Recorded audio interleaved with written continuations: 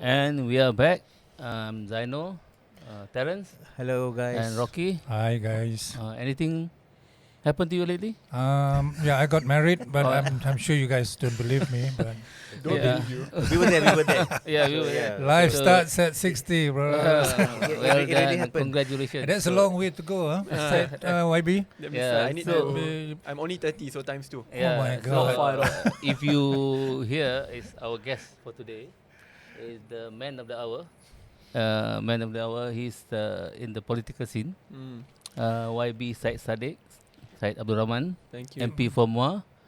He was in the news recently, and when he decided to switch alliance from the government and he switched to the other side of the aisles in parliament and supporting. No, you're not supporting PN, right? Are you? No. You're Third just block opposition. just You want to be opposition the bloc. third force. Third Yeah. force. Yes. Okay, so why?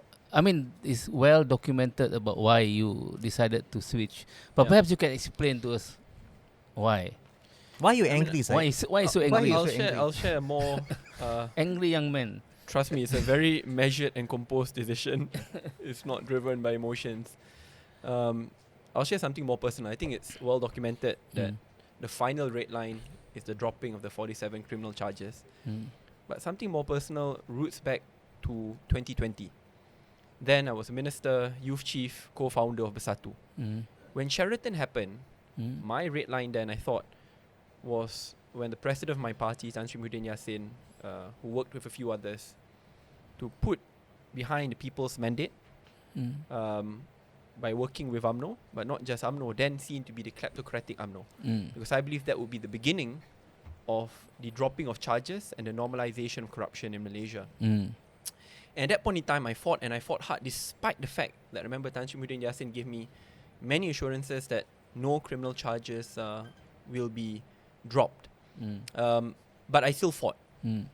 Till a point that when I was offered to become a minister once again, I rejected. Chairman of GLCs, I rejected. And then came the threats against me and my family. I fought on because it is a matter of conscience for me. And I got kicked out from the party which I co-founded after. Now, we bring it forward to what happened last week. I'm confronted with the same moral dilemma. If then, the Syed Saddiq in 2020 decided to fight on, knowing that I do not want to normalize corruption, that I knew that this would be the beginning of the dropping of charges, and I fought on.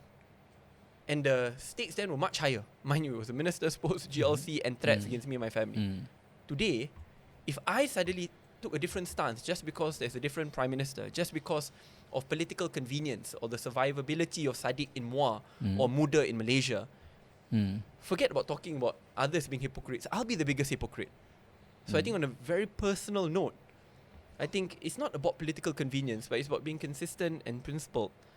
Knowing that it will be tough and the road ahead will be long and lonely. But I think I'm only 30 years old and many leaders in Muda are young. It's better that we take this stance now and learn the ropes of politics, knowing how tough it may get, than at a very, very young age already, compromising too early, what more, on a major, major red line. YB, how do you respond to people's views that there's something personal here between you and Zahid? Okay. To be honest, it's nothing personal. That's why I always try to distance the issue from Datuk Sri Zahid from the institution. Let me answer. One of the strongest critics people point out is that I'm selective because Datuk Sri Zahid also got 10, 20, 30 criminal charges acquitted last year under PN's government. So why under PN's government was it okay and today is different? I remember then when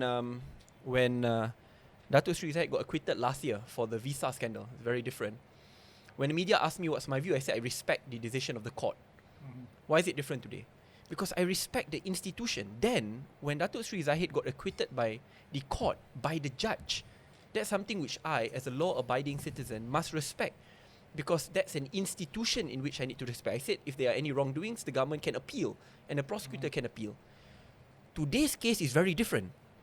Today's case, the judge did not make the decision. It was the newly appointed DPP because the former prosecutor was suddenly, at the last minute, went into early retirement, new person came in, drop the 47 criminal charges at a time in which it was a lacuna, right? Because the previous AG went on break, new AG has not been sworn in, and that happened. So again, it's not about Datuk Sri Zahid as a person. Okay. My biggest worry is that this will be the beginning of the normalization of corruption, because if no one speaks up, we are effectively sending a signal, hey, if this can happen, anyone in the future, right? I mean, I can steal to the tunes of the hundreds of millions. I'll just have to have political leverage in my hands, and I will negotiate with the Prime Minister to ensure that I'll get scot-free. Worse, what message are we sending to young politicians out there, to the younger generation out there? So I think there must be a principled line drawn. Even if in the future it's not Datuk Sri Zahid, it may be a politician who I adore. Same line must be taken. Because in the end, it is about the institution, not the leader. Are you presumably you are suggesting that the AG chambers is compromised?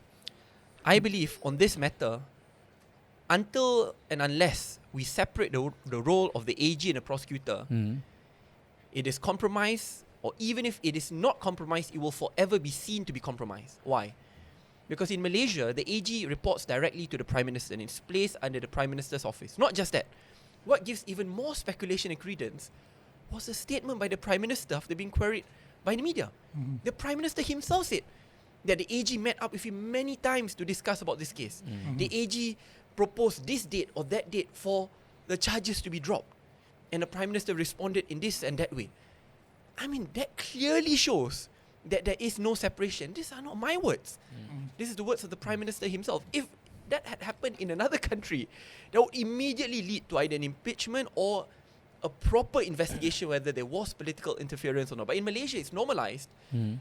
Because again, in Malaysia, I mean, there are many things you're normalized. In the UK, if you lie in Parliament, you are out. In Malaysia, if that happens, every day people will be kicked out of Parliament because lying is now normalized as well. So let's get the... let's just be clear here. Zahid has not been acquitted. It's a discharge not amounting to acquittal. It's a sort of domiciles over his head. He can still be hauled back to court where if the DPP finds new evidence. Okay? I mean, just to get that out of the way. So it's not an acquittal. But I have to answer this as well to make it very clear. Once there is prima facie, and I know because I went through it, once there is prima facie, that means there is enough evidence to convict unless there is a defense. So that means the previous DPP did a great job already. So the point in which you mentioned there needs to be new evidence, that's again under the speculation that you need new evidence to convict. No, there's already enough to convict, but now he needs to file his defense to quash that initial perception of conviction. So the question which many people are asking, at the end of the trial, very close to the decision, now already more than 100 witnesses have been called, thousands of documents and pages of documents standard.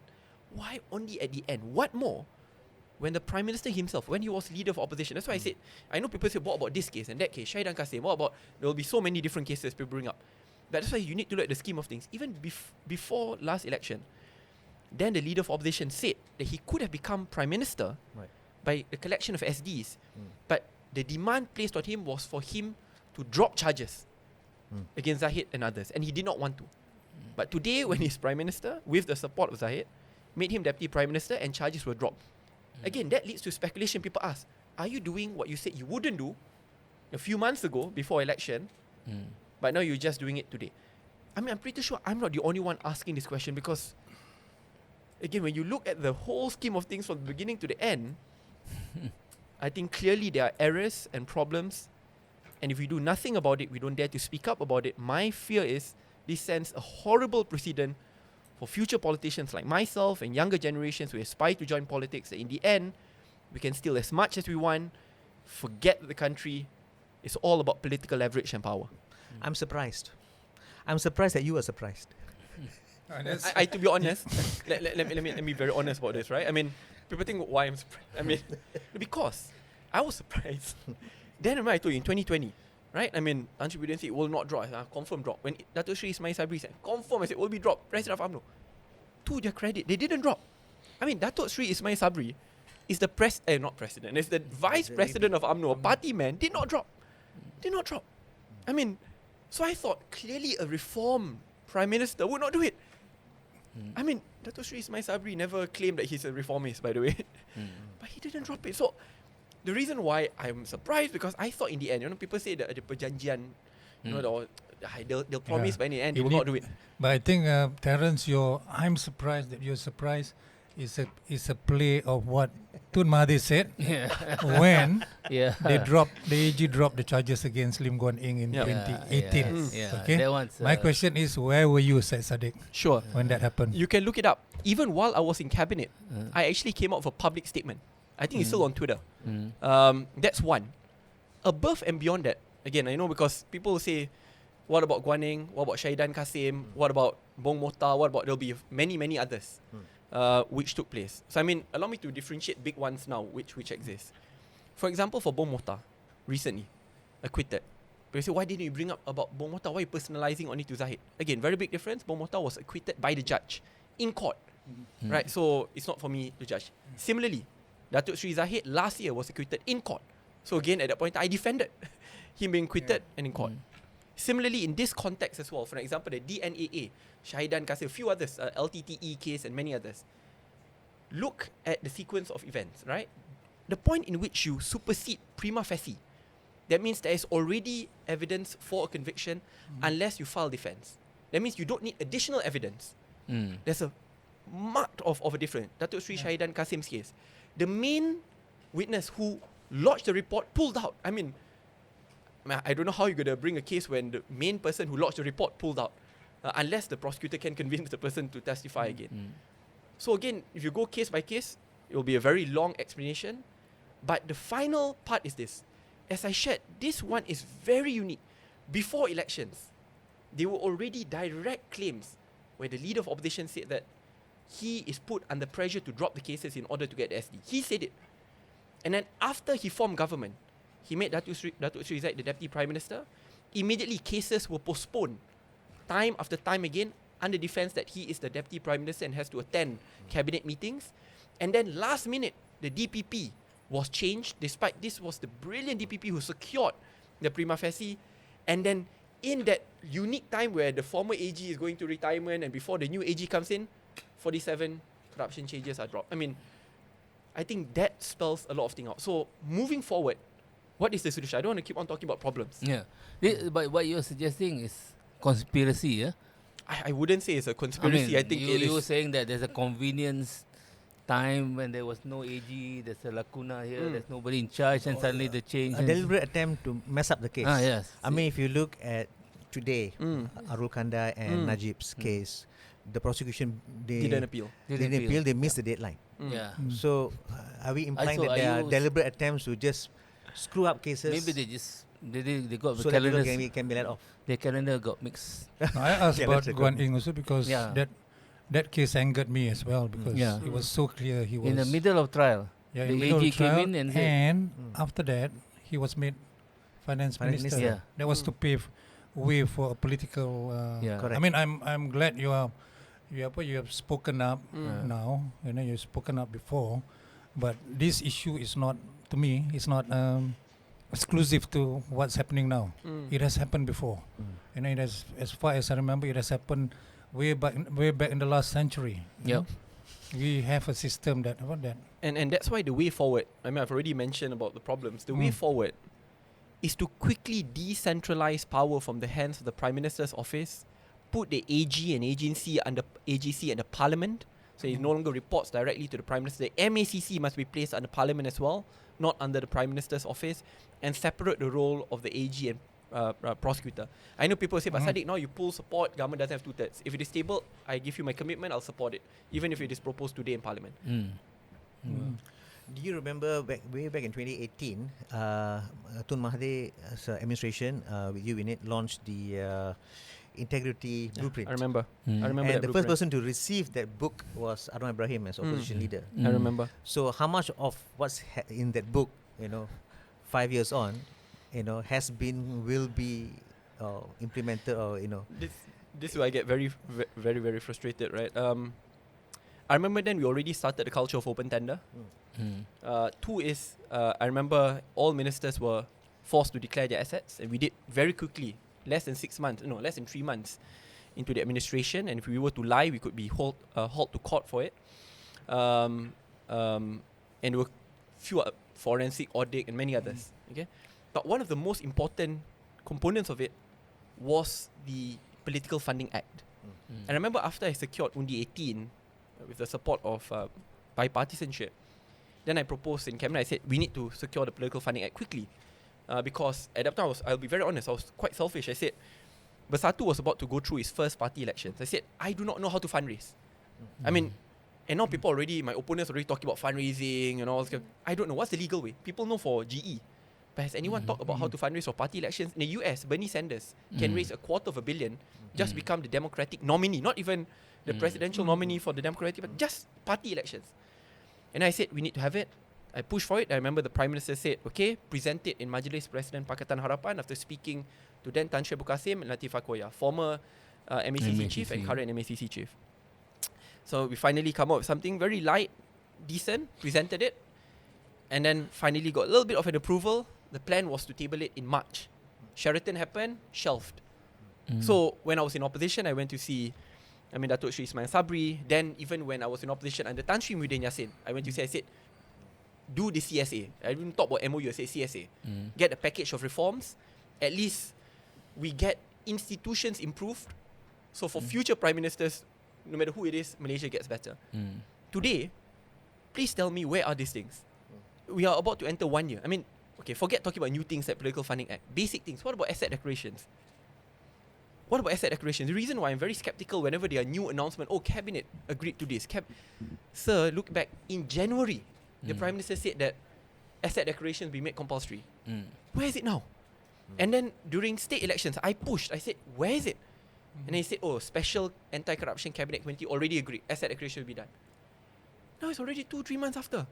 Now it's already 9 months in to the government. This is very, very basic. So, it's also done by previous administration. So I know some people say, why are you pushing? I mean, because this is things which have been done before.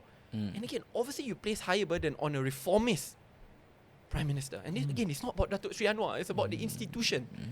Because institutions outlast political personalities. But perhaps I'm just saying that there's support for this in general, what you are trying to pursue. But I think maybe people see it from, people are very skeptical because coming from politician. Because there is this mood now where people are quite cynical about political it's statements. always a trust deficit, right? So there's and it's getting worse and worse. So because, for example, there's always something that I always repeat. We had 5 prime ministers in 5 years. So it was terrible. And people are sick of it. And yet at the same time, you have politicians who are trying to undermine governments.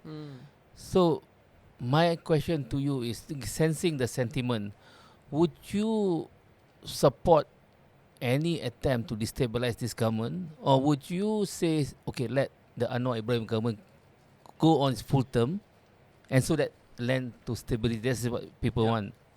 I'm all for stability, and I'm all for reforms. I think we can secure both together. I'll be consistent. Even when I opposed Sheraton and I was out of government, even while being threatened, I said, let's push for the CSA. I remember then when I pushed for the CSA, Muda then, even though we were not registered, we ran the pause campaign. My God, I was attacked left, right and centre. It is as if I want to legitimize the government there. No, I said I wanted to extract reforms. Fast forward 1 year after, when the MOU was signed, it's okay. Even though I wanted to sign, I was obviously cuffed out. I was the only MP in Parliament then who did not get allocations until the final 3 months. Other MPs in opposition have gotten it. I want to be consistent today as well. I'm proposing, get the CSA in. Back then, it's about anti-hopping bill, 2-term limits, etc. Today, we should have a lot more ambitious reforms because this government is seen to be a reform-based government. Separation of AG and prosecution, 2-term limits, Political Funding Act, reforms on citizenship laws, many others. I have my own wish list as well, right? Which I think, to be honest, some in government already share the same belief. But unless there is a political push, my only fear, they'll just drag it out as long as they want. But again, what I'm suggesting is that what I asked you just now, that people see it differently from politicians. I think that's what people see. We just want, you blame about the economy, blame about investors not coming in, blame about the ringgit. I guess the question would be, is there a higher expectation on Anwar Ibrahim because he has always branded himself as the reformist leader? I mean, I wouldn't say high expectation. I just think that people will hold you to your words. I mean, and it's as basic. It's not about, harga minyak and all this kind of thing. You said before elections that you will not drop charges, you will fight on an anti-corruption platform, and immediately after election you do all of this. I mean, correct. So now this is the card he has been dealt with. Correct. Now he has to actually work with the Hoya Hoi cluster. Okay. What? So Hoya apa? the hoi hoya hoi. Hoya Hoi lah, the Sakau cluster lah. Okay. Now he has to work with them. So which means he has to scale back on his plans. Yeah. Okay. So should That's a fair point. Yeah, I mean, it's a compromise. Yeah. Politics is so a there's a compromise. compromise. Right? Should his critics be more understanding? Maybe that he needs more time, or he needs to navigate it differently now. Yeah. So this is where we have to be, and I'm being very fair to Datuk Sri Anwar Ibrahim. See, there's a big difference about being blindly idealistic by saying just reject UMNO in totality, be in opposition. That's blindly idealistic. You cannot form government, and therefore you can't pursue the changes which you want. But you have formed government. You have rewarded Datuk Sri Zahid with the Deputy Prime Minister's post. Why must you compromise further by dropping charges? I mean, to me, there's no need for that. Mind you, both former Prime Ministers, Datuk Sri Ismail Sabri and Tan Sri Muhyiddin, had so much less support. Then 3-4 MPs could cause the collapse of the government. This government have a surplus, 40 plus MPs, 40 right, plus, about that? Yeah. I mean, let's say suddenly they want to threaten the government when they leave. Back then, 3-5 MPs can cause the collapse. Now you can't. You really think that just because those who are corrupt threaten to leave, everyone in UMNO will leave, everyone in GPS, no, they won't. Right? Back then, you can afford to threaten because the margin was so slim. Today is huge. So that's the part which I don't understand. Are you willing to compromise everything to stay in power? I'm not. I'm not. He left the support. He moved his support to the government bloc. Okay, so it's interesting, because he's the one that keeps them on 2/3. Now he is like he can move around and throw his influence, for that's right. for You're the better little or for train that worse. could. Yeah. So one of the things you were saying just now, that you would support the government for any if they were consistent with Correct. some With values, Muda's values and Terence, you were saying about the well, one thing, the first striking thing is that once you lose your 2/3, you can't basically redraw the no gerrymandering. no gerrymandering. You can't redraw the border. Yeah. I'm going to be very clear on this. I'm not here to hold government to hostage. If there are good bills, reform bills which require 2/3 majority, rest assured you have my support. I've shared a few examples, whether it's about access to citizenship, which involves women who gets married to a foreigner but the child is born abroad, and many others, all the reform bills. On gerrymandering and the redrawing, that actually only requires a simple majority. Datuk Sri Najib did that in early 2018. But what requires a 2/3 majority is the adding of seats. Again, that's a very sensitive issue. It's very hard for me to comment until I see the plan, right? Because the last thing which you want, for example, is to make it even worse, malapportionment worse. Because remember, there are a lot of competing claims. There are competing claims that Pantai Timur, previously because they've been very PAS-centered, have been underrepresented. There are claims that Sabah Sarawak are being underrepresented, and other sides saying they're being overrepresented. So it's very hard for me to comment until I see the exact suggestion. But what I can say is, the others which are less complicated, very clear, whether it's on limiting the term of the Prime Minister to 2 terms, citizenship, separating AG from PP, and many others, count me in. The budget that's coming soon. Yeah, budget, government doesn't even need my support because it's a simple majority, and the government has way bigger than a simple majority. But I'll also give my commitment. If it is good, I will support. I have no problem supporting. But I will play my role as a vocal opposition. Rest assured, I won't be playing this 3R. I'm going to focus on issues. On the budget, I want to look at what the plans are to reform our education system, TVET. How will the government deal with JCOM, right? Which previously government said they want to abolish. Now they're giving pumping in tens of millions of ringgit. These are all things which I'll be looking at. So I want to scrutinize on policies and issues instead of dividing Malaysians on factors of race and religion. So today there was a video that got a bit viral about you meeting with the Perikatan National Bloc. So how are you managing their expectations? So this is the tough part, right? I mean, being part of opposition, obviously, I will engage with opposition. Similarly, when I was part of government, I'll have to engage with government MPs. And whenever I see people, why are you meeting up with like opposition? Right? I'm like, I'm in opposition. I mean, that is clear. You know, when the video came out, that was in the launch, MP's launch. Right. Hey, everyone is in the MP's launch. Why don't they come out videos of me talking with government MPs? But again, you know, it'll always show only one side of the story. But one thing which I've been very consistent from the start, since 2018, I do like working with everyone via a bipartisan platform on the nation's interest. On Undi 18, what many people didn't know, the reason why it took me 1 year to convince Cabinet, because even Cabinet then said, they were not convinced I could secure 2/3. And when I met up then with Datuk Sri Zahid, Datuk Sri Najib, Tok Guru Hadi, Shamsuri to convince the leadership of UMNO and PAS, I was lambasted. They said, why are you meeting up with Najib? Described the court. I said, he is an MP. He is an MP. He will go through the court process. It's in Parliament. I must engage. Datuk is right. I must engage. Why are you meeting up with the President of UMNO? I mean, then I was lambasted. I will be consistent on that. But rest assured, if they are to play the politics of divisions, I will criticize. I will speak up. Right? If they don't speak a lot about policies, I will be the one speaking about policies. So tomorrow will be my stage to speak about RMK. I want to speak about core issues, about education, about food security, about institutional reforms.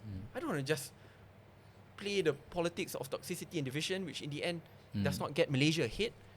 But however, can I stop engaging with MPs from all sides? I can't. That is my job as an MP to do that.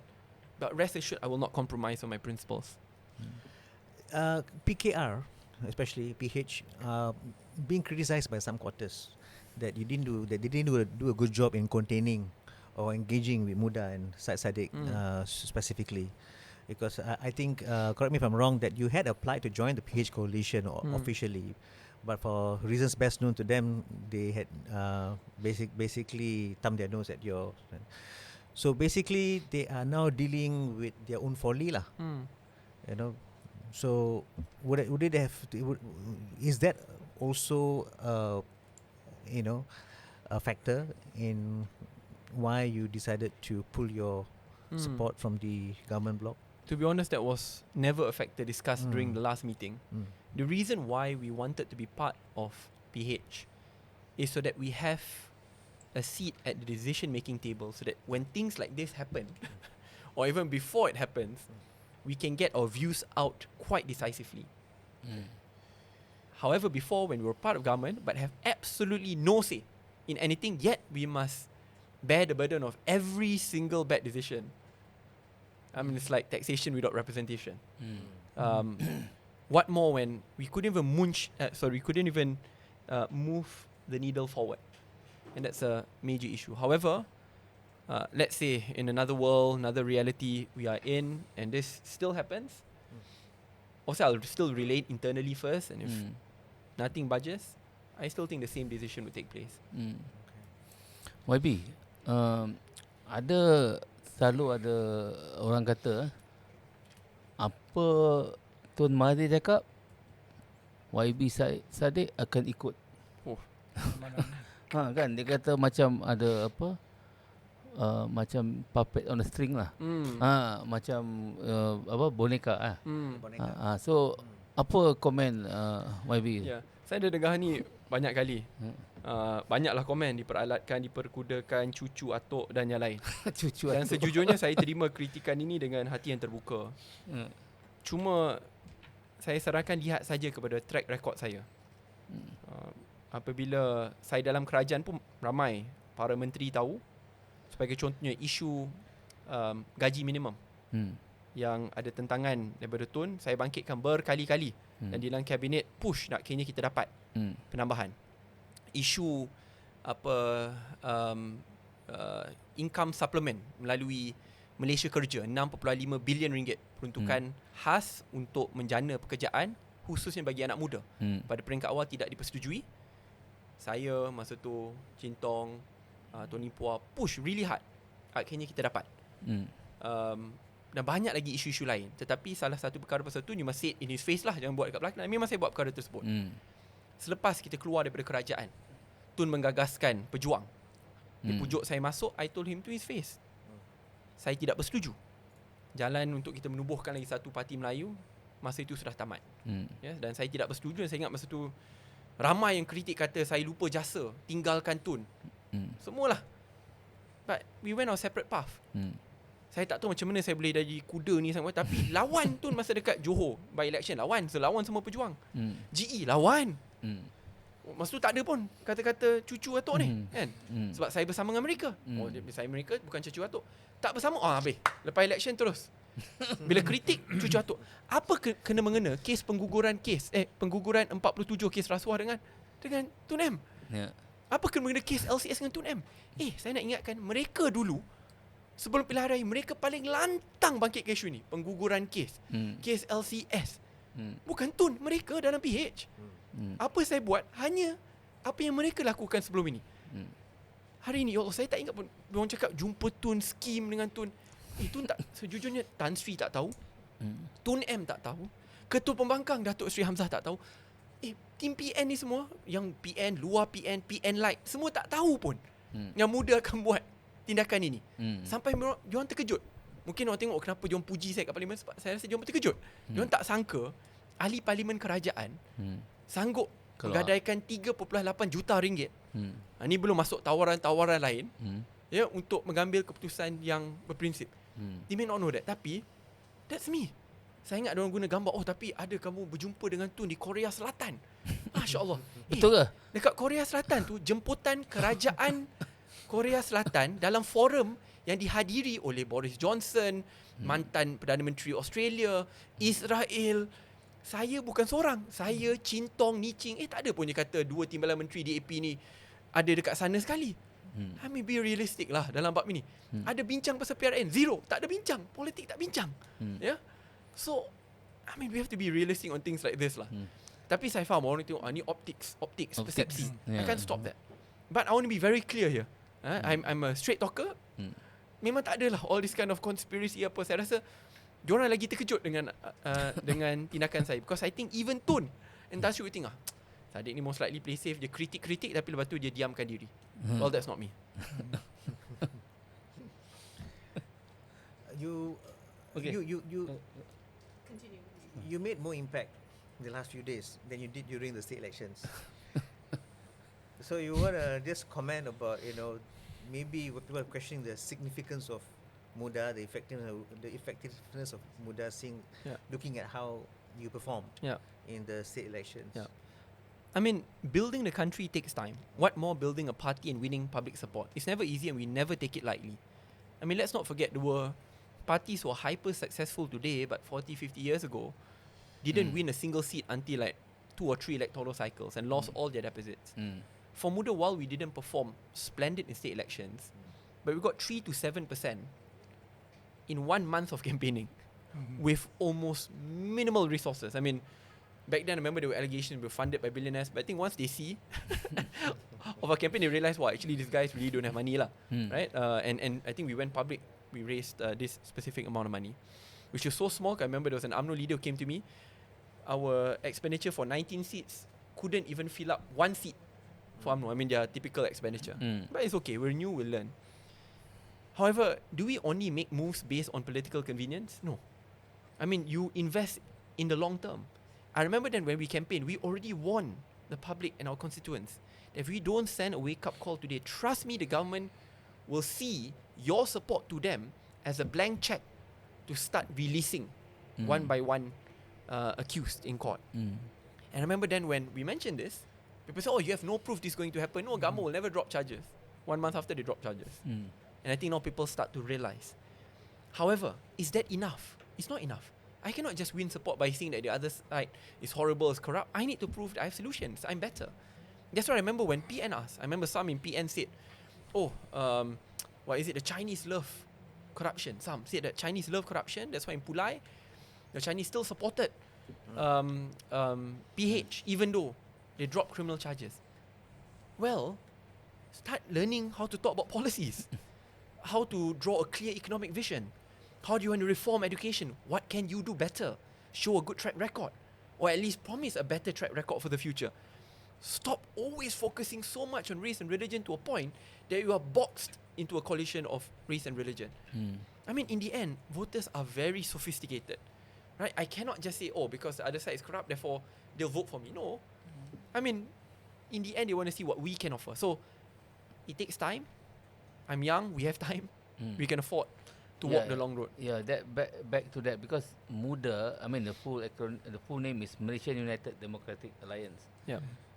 Muda, you by calling yourself Muda, you sort of trying to. I know it was convenient last cycle, you know, only 18 and things like that.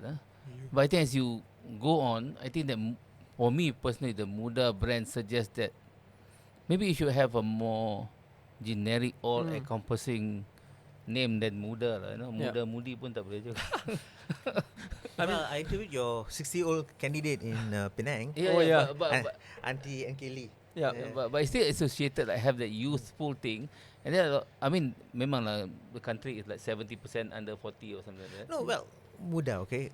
I mean, I'm going to be very blunt. Please do. Are you a bunch of Western educated kids who are totally out of touch with the majority of the belia? That's a message. You know, sometimes you seem send to by have having more aunties want to pinch your cheeks than young people who are actually following you all the way to the ballot box. I mean, as I shared, the road ahead will not be easy. And we knew forming a party when we didn't have the largesse and financial resources and the decades of experience would not be easy. But it takes time. I mean, let's not forget when the AP first formed, it was formed by also young leaders as early as mid-20s. It took time for them to build. For Muda, we have time. But to say that we're only a bunch of liberal elites in Bangsa, I think it's very, very wrong. I mean, just look at our leader composition. You have people like Shahrizad Denchi, who's a vice president, a well-known agripreneur in Sabah, Ranau, having his own modern farms, who always talk about policies. Look at Amira Aisha, right? Someone who's from a B40 family in Kampung Melayu, literally in front of her house is a place where people sell drugs before, raised by a single mother, and then joined the education sector, served in education on policies, and only then deciding to join politics. There are many examples like this. These are people who come from middle class, underprivileged families, and some, yes, who also come from rich families together, symbolizing unity and diversity from many different backgrounds, but with the heart to serve Malaysia. They are not reliant on political handouts. That's something we're very happy. That's why our cost is very, very low, because we don't have to pay them to do and to say what they say, because they're here really to invest in the country's future. Well, I was thinking about rebranding Muda to be not just Muda lah. This is what I mean, to be honest, to me, when I see Muda, I don't see as age. But it is, people see it that that okay. You see that as young. Well, I would like to see Muda, and I was just wondering if Muda should not start fighting for the rights and the benefits of senior citizens, maybe. Because right now we see a lot of aunties, like you said, supporting Muda. I would like to see Muda, like we are a community, a society where we hope that our young ones will take care of the old ones. I think you should. I would like you to do that. Muda to do that. Rest assured, sir. Actually, I've spoken about this issue many times about elderly care. Why? And in every single one of my speech about jobs, I'll touch on the fact that today, the majority of those about to retire barely have 10,000 ringgit in their savings. Exactly. And back then, 20 years ago, I mean, children, the young ones, as they enter the job market, will stay at their parents' house, rely on their parents before they get on their proper footing and move out. Today, the young ones are the ones who need to take care of their parents, because their parents do not have enough retirement or savings. So obviously there are a lot of solutions behind it as well, but you are absolutely right. That is a very serious issue. Terence, in Singapore recently, the Singapore government just introduced just they top up the savings of all CPF holders. You know, to the tune of maybe 7,000 Sing dollar per person. They call it the young seniors, people of Terence age, 50 and above. I mean, this is something. You all have vested interest to ask you this question. You know, and we have a situation where EPF, like you said, you know, we got a lot of contributors with less than 10,000 ringgit in their. There's a orang kata apa, low hanging fruit lah. That's true. Definitely. Yeah. So when you become Prime Minister one of these days, this will be on top of your in your in tray. You're gonna get me into trouble, and one thing which I realised, anyone who says this will get me into trouble. Terence, Rocky, and Zainul's retirement plan. But there has to be, when you go into politics, there must be an aim. I remember one politician came in, and then we were asked to talk to her and see what she can tell people about her. Say, what do you want to be? Oh, I want to help. No, what do you want to do? You want to be the Prime Minister? Or that's the aim. So when you go into politics, I'm sure obviously public service is part of it. But to be able to achieve a lot of things, you have to be in a position to be able to put things in motion. So being Prime Minister is perhaps the best way to get things going. To be honest, it depends. Why do I say this? I think as time passes by and more reforms are done, and decentralization of power from the hands of the Prime Minister is a lot more about the team than the Prime Minister. So let's say that it's a system, there's a situation in which I could be part of a team with a good Prime Minister. I'll feel very happy to be part of that team. I don't necessarily have to become the Prime Minister. One good example is now lah. This is not the team that Anwar Ibrahim went into the elections thinking they're going to work with, isn't it? YB ni orang muda remaja kan, yang selalu orang tertanya-tanya kan, bilakah YB akan makan kita ni dijemput makan nasi minyak? Itu sejujurnya soalan yang paling susah untuk saya jawab. Ya ke? Saya boleh jawab semua soalan dalam sesi ni. Dan saya akan cuba jawab sejujur mungkin. Ini salah satu soalan yang saya rasa kita klasifikasikan bahawa akta rahsia rasmi kerajaan. Ni nak kena tanya ibu bapa ke ni? Kalau tanya ibu bapa pun dia akan cakap benda sama juga. My mum lagi lah. My mum dia akhirnya akan ada kuasa untuk veto. Oh ya. So, dia, tapi ada calon ke? Dah berpunya kita kan? tunggu-tunggukan lah. Kita tunggu dulu. Tengoklah macam mana. When the time is right, the time is right. Saya rasa kalian mungkin lebih tahu. Dia nak dalam dunia politik ni, isteri teramat penting. Kerana dia perlu ada isteri yang memahami, yang boleh bertahan. Kalau tidak, sukar. Tapi masih di pasaran ke? Apa kita? Akta rahsia rasmi kerajaan. Jangan tunggu lama-lama. Okay. Thank you, YB, Thank for you, sir. having a good 45 minutes with us. Very interesting conversation about politics, about where you want the country to move forward to. Terima kasih and all the best. All the best for you.